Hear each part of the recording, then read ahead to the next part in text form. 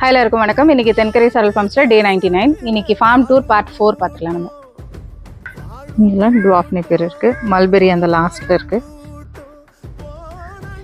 வழி ஃபுல்லாக தென்னை மரம் வச்சுருக்கோம். இங்கேயும் குதிரை மசால். நம்மளோட main shed.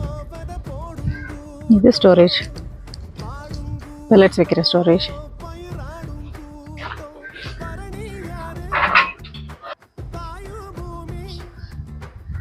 Front side grower side